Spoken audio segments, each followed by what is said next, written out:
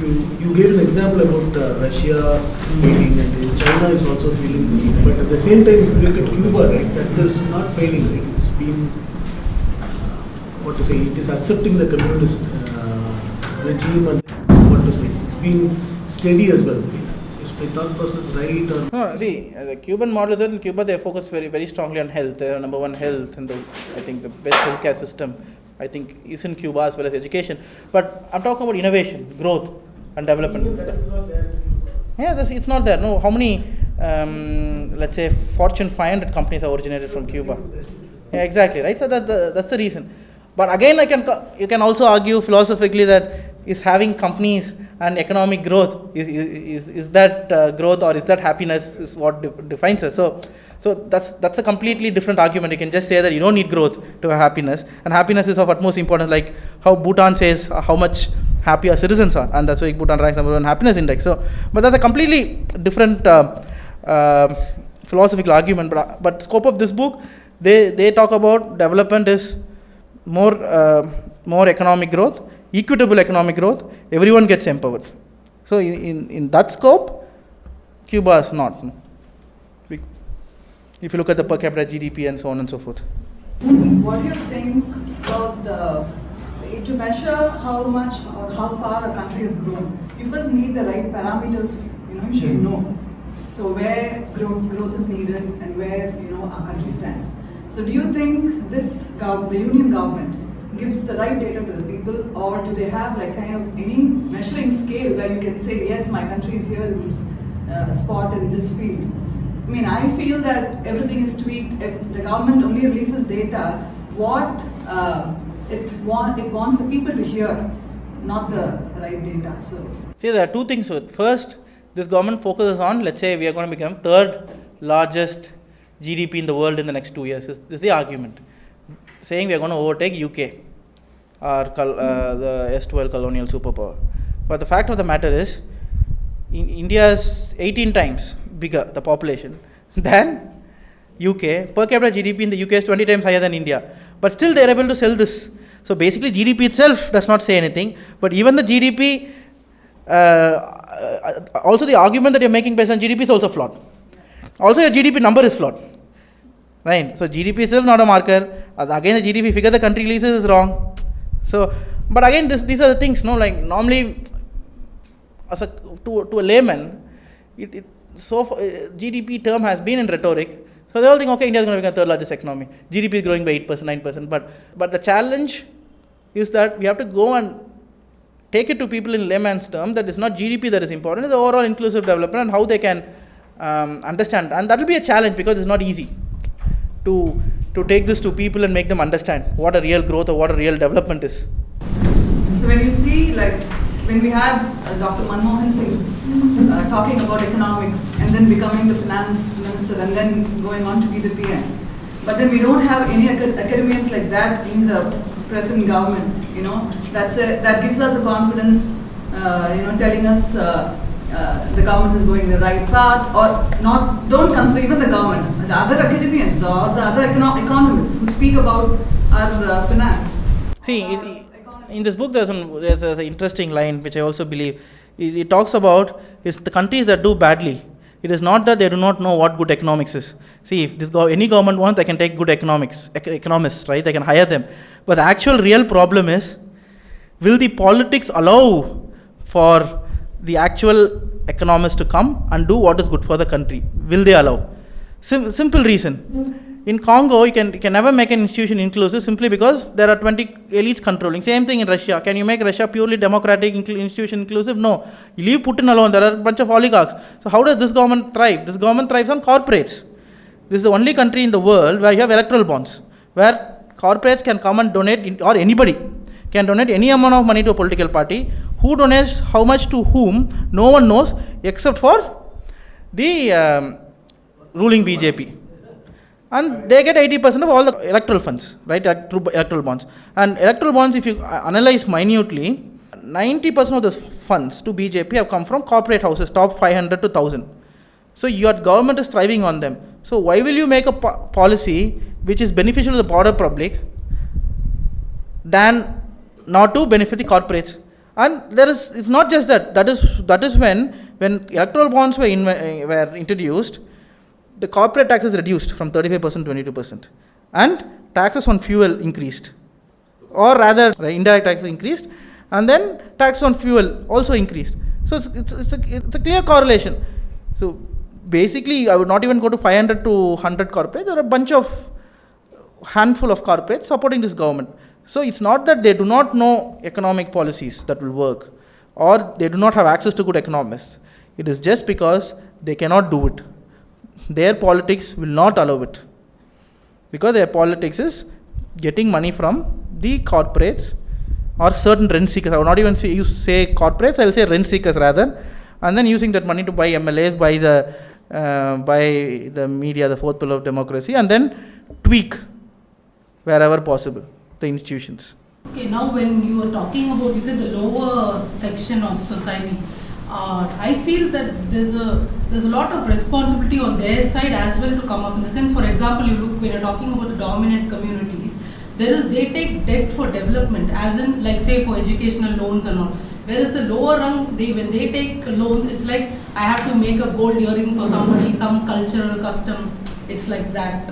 So don't you feel that there is a responsibility on their side as well? There's a mindset, block which prevents them from going. No, I think not about mindset. I think it has more to do with simple economics, where let's say your percentage income a family spends on food is higher in a poorer family and very low in a rich family. If you're a top 1% income percentile, the percentage of money you're going to spend on food, not eating out, just food, will be about less than 2% or 3%. But if you're in the bottom 10 percentile, 60% of your expenditure will be on food.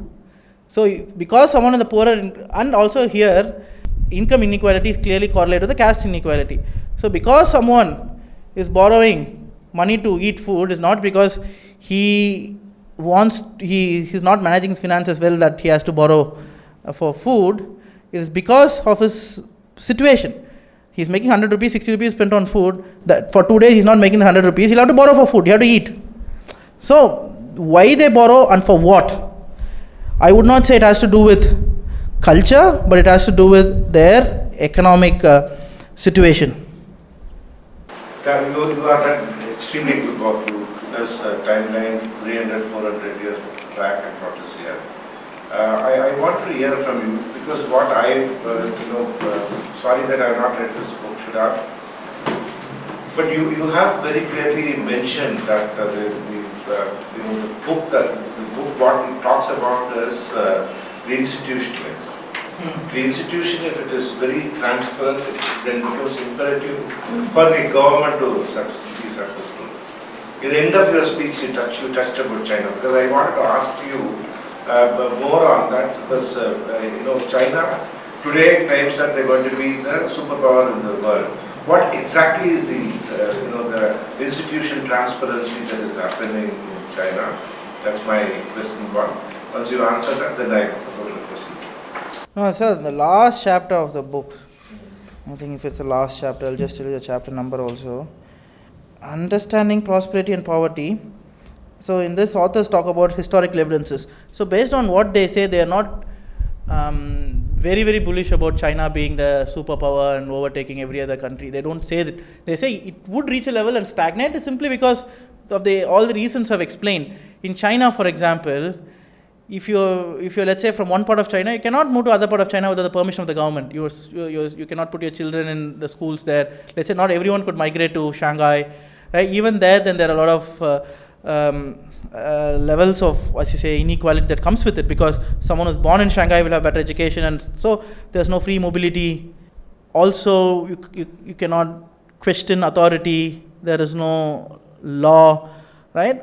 Again, because of impacts of capitalism, high growth rate, and also because they couldn't diffuse that wealth as quickly as they thought, there's high inequality, and any society in which has high inequality will stagnate. Plus, it's an authoritative country, so there are reasons why it won't grow as fast as the US had grown.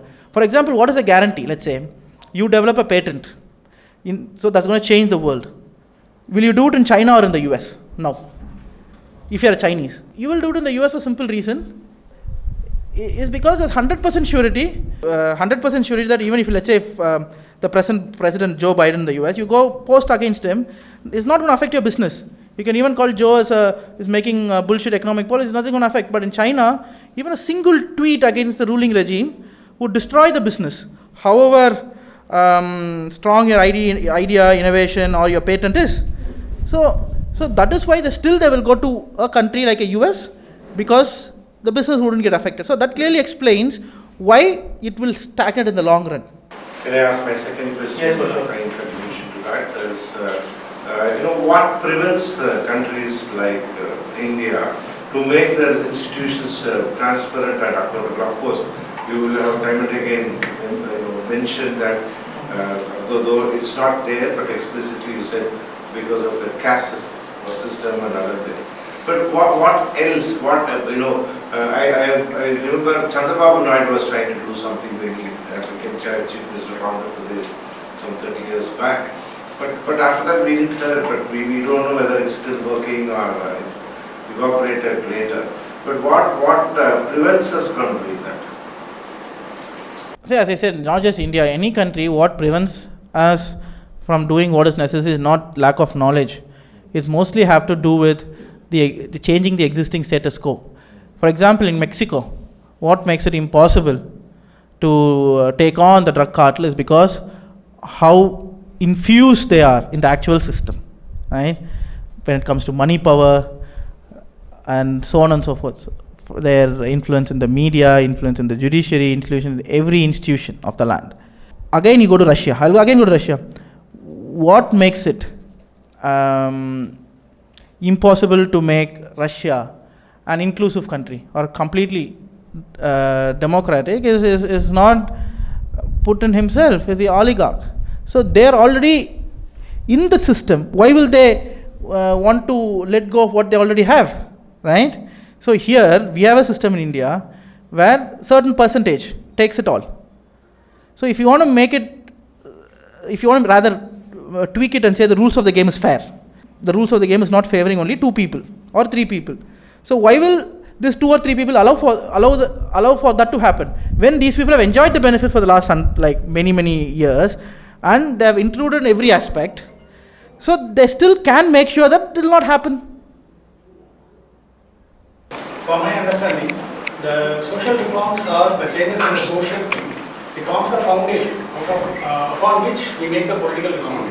And with the reforms we have made in these 2 levels, the economic reforms will bear fruits that will be beneficial for everybody. So that should be the on the foundation. I mean the social reforms is from the French Revolution because the liberty, equality and fraternity. Without making changes in these things, whatever political reforms we make, that won't benefit everybody. That is what the words directly from Ambedkar was.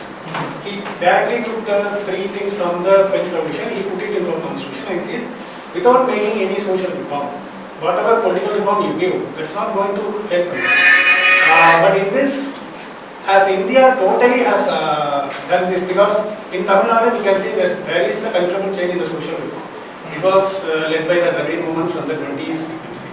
But when we consider India, has social reforms have effect on this? Without that, we have given some political reforms. So this mismatch between this happens, and we can see directly Tamil Nadu has grown in such a case. Whole of India we couldn't see that progress. So do you think this this idea could be the one that stops India from growing our overall polling? Yeah, definitely. That's what I've been explaining. No? So as I said, apart from institutions, again, it's all intertwined. Institutions are not same for all is because of caste system and the other way around, right? So Tamil Nadu as such, Kerala has buckled the trend, maybe to an extent Karnataka, Andhra Pradesh, so on and so forth. But again, what Tamil Nadu and Kerala together would contribute about 15% of the Indian GDP. But again, the judiciary, the offices that we get, they're all from the union government. Whatever though we can say India is a federal country or quasi-federal, India I would say is one of the least federal countries. And with this government, and I can confidently say the most least federal country in the rather least federal democratic country in the world. Even for example Germany, right, homogeneous country, They all speak the same language, of course, different dialect. 8 crore is the population, 18 times lesser than India. States, individual states, run their own election, decide on how the local chief minister is selected, the equivalent of chief minister is selected, and what will be the term of the assembly. For example, Munich, like capital of Bavaria, in Bavaria rather, term is it's a 5-year term for the local government. And you go to Berlin, it's 3 years. So even the term of the local government varies. But here, people speak 100 different languages, follow 50 different, more than 100 different cultures. Everything is different. There is no country in the world as diverse as India. That's why we keep saying that even the countries of European Union are not as diverse as states of India. But here, you want to have one nation and one election. How? Right? And even this idea has been in this country from 1950s until 1967. That itself says how less federal we are. Right now, there are about 100 centrally sponsored schemes. We give 1 rupee, we get 30 paise back. Even in that, they say centrally sponsored scheme. Day before yesterday, the governor has said, for one SC/ST scheme, upliftment scheme, Tamil Nadu has not used the funds. Right? But why have we not used the funds? It's because you in the sense the union government, gives half the funds to centrally sponsored schemes. 50% union government, 50% state government. And they set the eligibility criteria. But if you compare Tamil Nadu as a country, we will be upper middle income or a lower rich country. And if you go to the poorest state, Uttar Pradesh, it will be equivalent to a Burkina Faso. So you have same eligibility criteria both these states, right? So when you make eligibility criteria keeping Uttar Pradesh in mind, there is no one in Tamil Nadu, or most people have been uplifted over the years. There is no one below this eligibility criteria. That's why we are not able to use the funds. For example, there is a scheme for school education department. I think they gave money to paint the schools. But Tamil Nadu couldn't use the funds because every school had painting, compound wall painting, or rather to build compound wall, I'm sure. Schemes like that. So you give the money to the states will do it.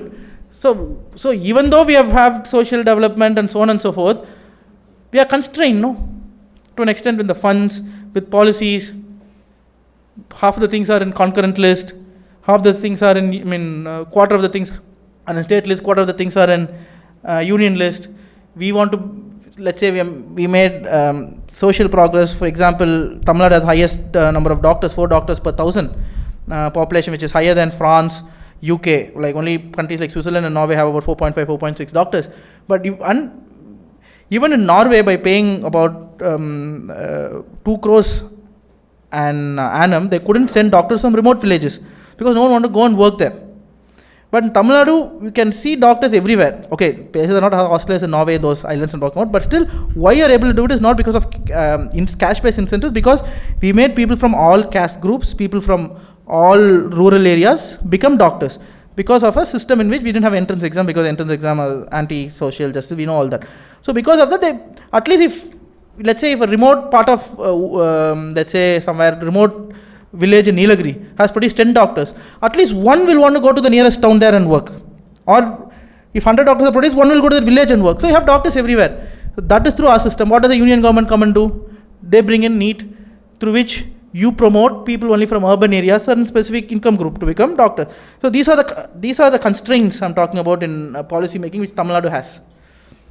I have this question because I agree with the book what it says that because of the caste system and other things, India doesn't grow. But then we also have an advantage because there's high potential in terms of sports, or even the recent history made by the Indian sports kids there. And if you see other countries, when you see the news also, like the many Indians who work in any sector, be it business or anything, Indians are ranked high. And there's also, especially in the field of adoption, also there's a high demand for Indian kids. So in that aspect, so unless there's a system that's going to be not placed or that's going to work, you think we don't have a road for us? Pardon, I didn't clearly get it. The question is, India has so much of potential, like in terms of growth and in all sectors. So we're still based on this judicial system and all those for our growth. Is that what it is? No, see, the thing is, we always say we have so many CEOs are from India, so many this is from India. But the fact of the matter is, what is the population? It's like 140 crores, right? So the numbers in itself says that, okay, there has to be this much. Actually, in fact, there has to be more. And again, they are also from certain privileged backgrounds. So I will never say those are a metrics for growth. Like because CEO of a certain, let's say Microsoft or Google is an Indian, doesn't matter, no? Good for him, but not good for the country. Thank you. உன் கடவுளை விட உன் சாஸ்திரத்தை விட உன் முன்னோரை விட உன் வெங்காயம் விளக்கமாத்தை விட உன் அறிவு பெருசு அதை சிந்தி